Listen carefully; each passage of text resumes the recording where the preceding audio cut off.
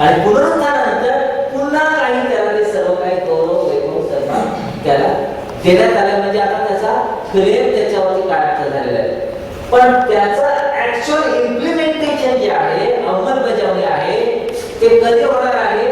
तो जेव्हा गौरव आणि सामर्थ्याने या पृथ्वीवरती प्रवेश करणार आहे पुन्हा सेकंड टर्मच्या वेळेला, त्यावेळेला तो लोकदंडाने जेव्हा राज्य करेल तेव्हा एखाद्या मडक्याचा टिकऱ्या टिकऱ्या करावा लोकदंडाने, त्याप्रमाणे तो राष्ट्रांवरती राज्य करणार. त्याच्या सेकंड टर्मच्या वेळेला सर्व exhibition of his power, glory आणि किंगडम विल बी ॲट. त्याचं जे सामर्थ्य जे प्रगट होणार आहे ते अद्याप जगाला प्रगट झाले नाही, ते विश्वासाला प्रगट झाले नाही. म्हणून जेव्हा म्हणतो की पहा सर्व अधिकार मला दिलेला आहे, म्हणजे इनविजिबल वर्ल्ड मध्ये आता मरणाच्या अधोलोकाच्या किल्ल्या त्याच्याकडे आहेत, त्याने त्या जिंकून घेतलेल्या आहेत.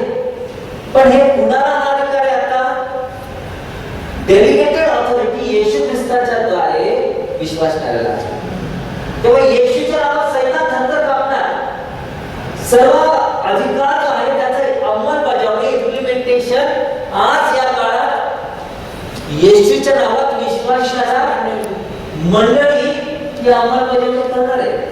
म्हणून अधोलोकाच्या द्वाराचं तिचं पुढे चालणार नाही असं म्हटलेलं आहे. पण युनिव्हर्सल किंगडम ऑफ ख्राइस्ट जे आहे, संपूर्ण जगाला व्यापून टाकणारं येशूचं जे राज्य आहे, गौरव, वैभव आणि महिम्याने युक्त, हे ऍक्च्युअली कधी प्रकट होणार? त्याच्या दुसऱ्या येण्याच्या वेळेला ह्या सर्व गोष्टी दानिएलच्या पुस्तकात 7वा अध्याय 13 व 14 वचनाने सांगितलेलं आहे. ती असतं मांडली. विरोध संपूर्ण मोडला जाणार आहे. त्या ठिकाणी जेव्हा येशू उतरणार आहे लाखो मेघा सहित चैतन्याच्या डोंगरावर, त्यावेळेला जे अविश्वासणारे आणि विश्वासणारे,